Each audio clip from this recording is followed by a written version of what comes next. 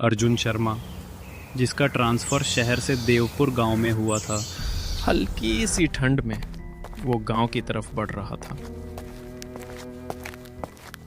आसपास थोड़ा देखने के बाद वो गांव के चौपाल की ओर चला गया। चौपाल के पास पहुंचकर उसने देखा कि वहां हरि नारायण काका और कुछ गांव वाले बैठे थे। काका, मैं अर्जुन शर्मा नया डाक कर्मचारी हूं। शहर से तबादला हुआ है। सरकार ने इस ठंड के मौसम में यहां भेज दिया। बाबू, यहाँ डाकघर का कर्मचारी तो दफ्तर में इतनी रात तक नहीं रुकता।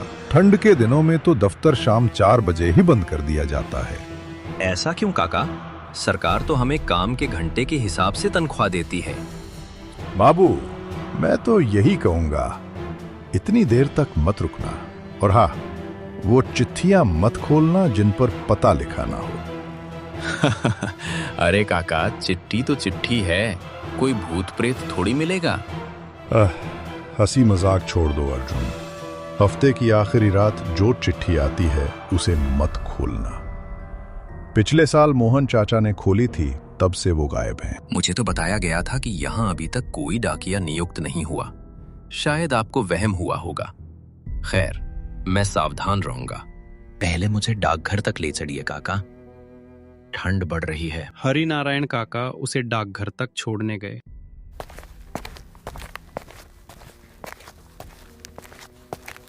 कुछ दूरी तय करने के बाद दोनों वहां पहुंच गए। बाबू, यही है डाकघर। अब मैं चलता हूं, रात बहुत हो चुकी है। हेलो, कौन है? मुझे लौटने में देर हो गई।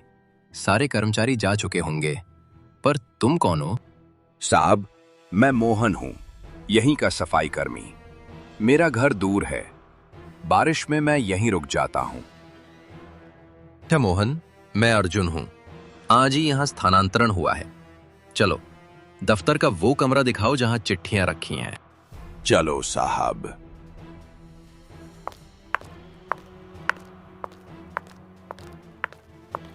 कमरे की हालत देखकर विनोद चौंक गया। दीवारों पर धूल की मोटी परत, कोनों में जाले और फर्श पर बिखरी चिट्ठियों का ढेर। हे भगवान, यहां तो बहुत गंदगी है। इतनी चिट्ठियां यहां किस तरह पड़ी हैं? इन्हें उनके पते तक क्यों नहीं पहुंचाया गया? साहब, ज्यादातर चिट्ठियां बिना पते की हैं। कोई इन्हें खोलता नहीं। बड़े साहब ने कहा है कि वो कमरा बंद रखा जाए।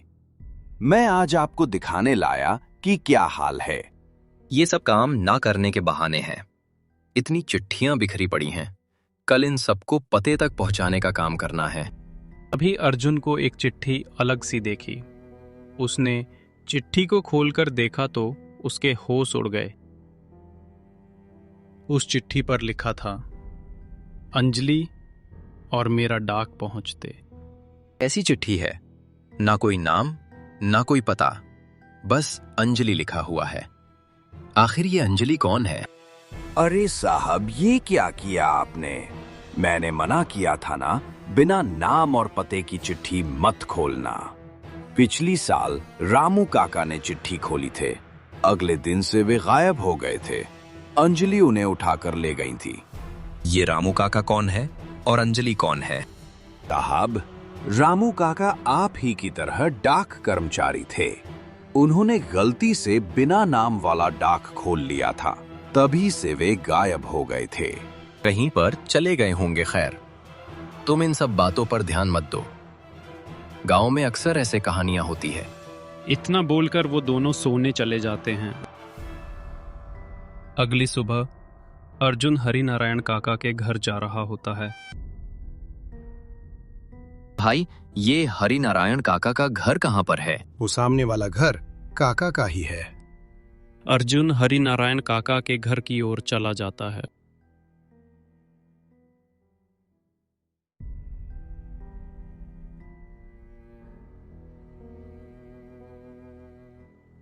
अरे काका, घर पर ही हो गया? कौन है भाई? अच्छा, अर्जुन तुम हो। अंदर आ जाओ, दरवाजा खुला हुआ है।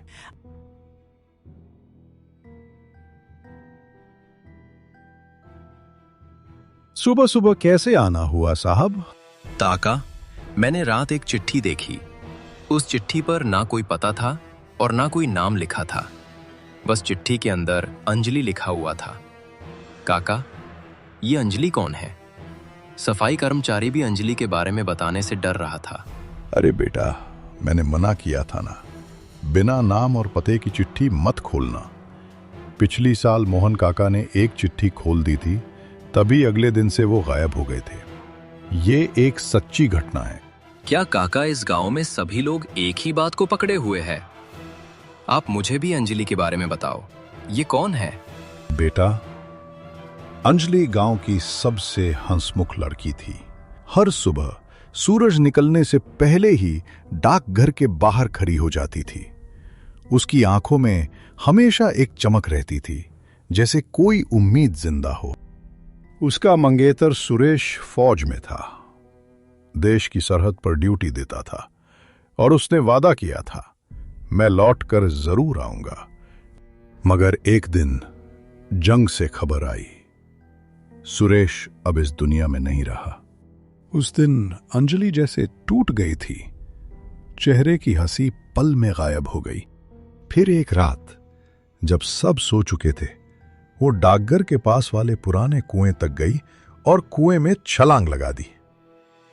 मैं तो कहता हूं, बेटा, तुम गांव को छोड़कर चले जाओ। तुमने वो चिट्ठी पढ़ ली है, वो अंजलि अब तुम्हें नहीं छोड़ेगी, वो तुम्हें अपने साथ ले जाएगी। बाबा, आप मेरी चिंता मत करो, ये सब कुछ नहीं होता। अंजलि तो अब वैसे भी मर चुकी है, अब क्या डरना। पर फिर भी मैं अपना ध्यान रखूंगा बाबा। इतना कहकर अर्जुन वहां से चला जाता है। अगली रात जब अर्जुन डाकघर में सो रहा होता है तो उसे किसी के रोना की आवाज सुनाई देती है। अर्जुन अपने बिस्तर से उठकर बैठ जाता है और बाहर की तरफ जाने लगता है।